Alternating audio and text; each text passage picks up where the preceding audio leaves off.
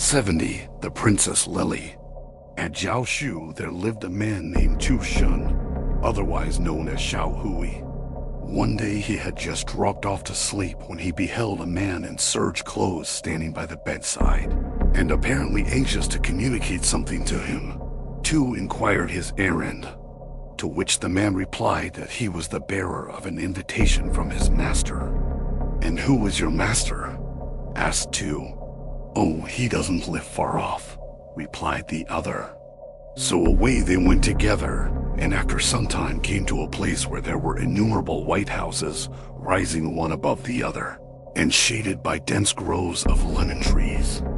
They threaded their way past countless doors, not at all similar to those usually used, and saw a great many official-looking men and women passing and repassing, each of whom called out to the man in serge, "Has Mr. Chu come?" To which he always replied in the affirmative. Here a mandarin met them and escorted Chu into a palace, upon which the latter remarked, "This is really very kind of you, but I haven't the honor of knowing you, and I feel somewhat diffident about going in." "Our prince," answered his guide, "has long heard of you as a man of good family and excellent principles, and is very anxious to make your acquaintance." "Who is your prince?" inquired Chu. "You'll see for yourself in a moment," said the other. And just then out came two girls with banners, and guided Chu through a great number of doors until they came to a throne, upon which sat the prince. His Highness immediately descended to meet him and made him take the seat of honor, after which ceremony exquisite viands of all kinds were spread out before them. Looking up, Chu noticed a scroll on which was inscribed the Kasha Court, and he was just beginning to feel puzzled as to what he should say next when the prince addressed him as follows. "The honor of having you for a neighbor is, as it were, a bond of affinity between us. Let us then give ourselves up to enjoyment and put away suspicion and fear."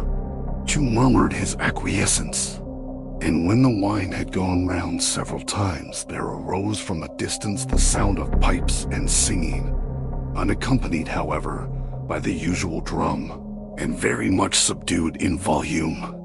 Thereupon the prince looked about him and cried out, "We are about to set a verse for any of you gentlemen to cap. Here you are, genius seeks the Kasha Court." While the courtiers were all engaged in thinking of some fit antithesis, Chu added, "Refinement loves the lily flower." Upon which the prince exclaimed, "How strange! Lily is my daughter's name, and, after such a coincidence, she must come in for you to see her." In a few moments, the tinkling of her ornaments and a delicious fragrance of musk announced the arrival of the princess, who was between 16 and 17, and endowed with surpassing beauty.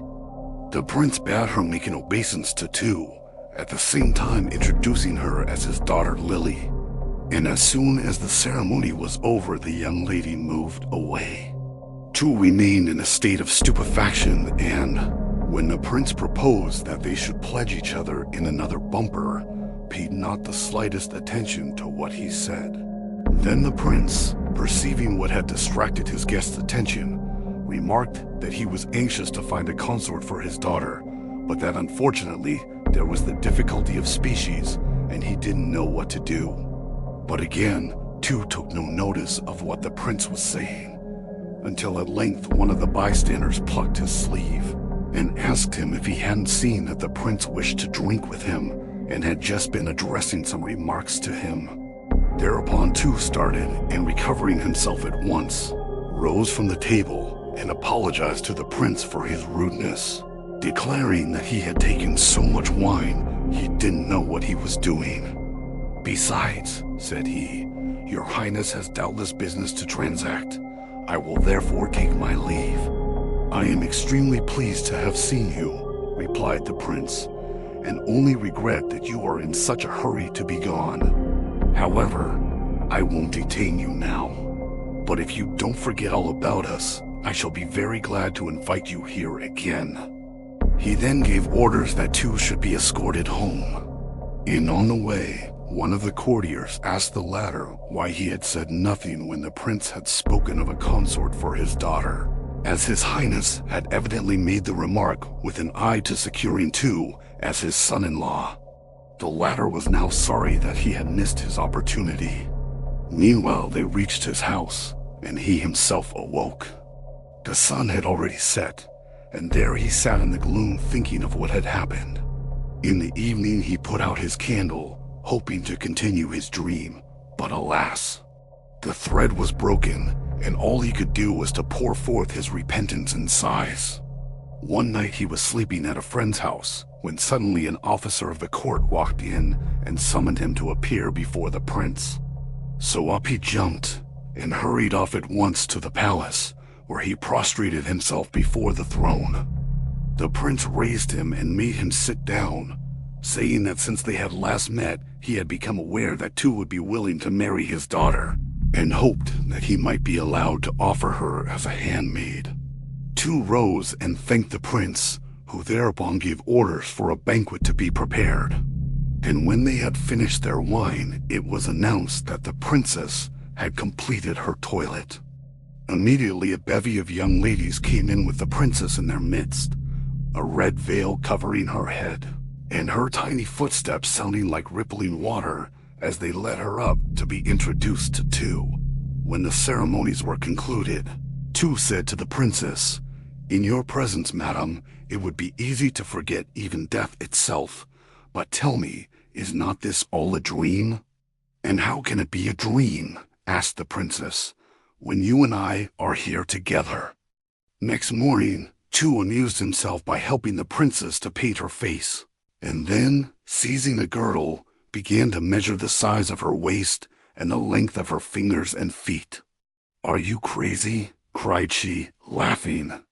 To which Tu replied, "I have been deceived so often by dreams that I am now making a careful record. If such it turns out to be, I shall still have something as a souvenir of you." While they were thus chatting, a maid rushed into the room, shrieking out, "Alas, alas! A great monster has got into the palace. The prince has fled into a side chamber. Destruction is surely come upon us." Tu was in a great fright when he heard this, and rushed off to see the prince, who grasped his hand and with tears in his eyes, begged him not to desert them. "Our relationship," cried he, "was cemented when heaven sent this calamity upon us, and now my kingdom will be overthrown. What shall I do?" Tu begged to know what was the matter, and then the prince laid a dispatch upon the table, telling Tu to open it and make himself acquainted with its contents. This dispatch ran as follows: "The Grand Secretary of State, Black Wings, to His Royal Highness, announcing the arrival of an extraordinary monster, and advising the immediate removal of the court in order to preserve the vitality of the empire. A report has just been received from the officer in charge of the Yellow Gate stating that, ever since the 6th of the 5th moon, a huge monster, 10,000 feet in length, has been lying coiled up outside the entrance to the palace, and that it has already devoured 13,800 and odd of your highness's subjects, and is spreading desolation far and wide. On receipt of this information, your servant proceeded to make a reconnaissance, and there beheld a venomous reptile with a head as big as a mountain, and eyes like vast sheets of water. Every time it raised its head, whole buildings disappeared down its throat, and on stretching itself out, walls and houses were alike laid in ruins. In all antiquity, there is no record of such a scourge. The fate of our temples and ancestral halls is now a mere question of hours. We therefore pray your Royal Highness to depart at once with the royal family and seek somewhere else a happier abode." When Tu had read this document, his face turned ashy pale, and just then a messenger rushed in, shrieking out, "Here is the monster," at which the whole court burst into lamentations as if their last hour was at hand. The prince was beside himself with fear.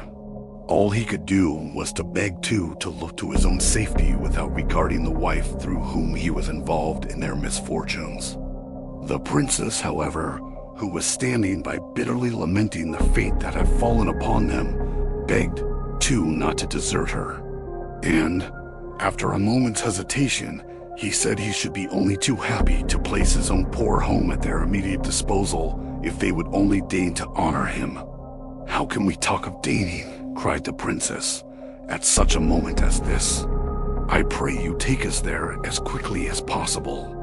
So Tu gave her his arm, and in no time they had arrived at Tu's house, which the princess at once pronounced to be a charming place of residence, and better even than their former kingdom. "But I must now ask you," said she to Tu, "to make some arrangement for my father and mother, that the old order of things may be continued here."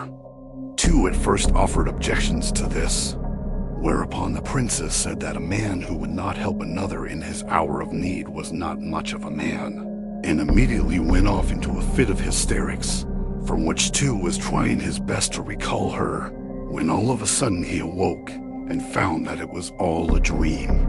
However, he still heard a buzzing in his ears which he knew was not made by any human being, and, on looking carefully about, he discovered 2 or 3 bees which had settled on his pillow. He was very much astonished at this, and consulted with his friend, who was also greatly amazed at his strange story.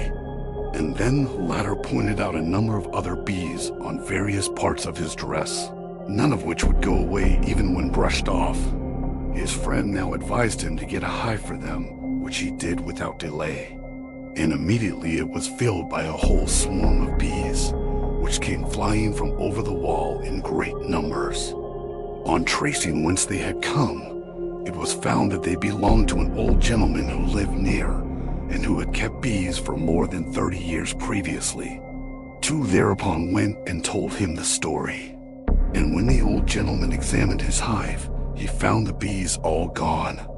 On breaking it open, he discovered a large snake inside of about 10 feet in length, which he immediately killed, recognizing in it the huge monster of Tu's adventure. As for the bees, they remained with Tu and increased in numbers every year. Thanks for watching. Please like the video and subscribe to the channel for more excellent content.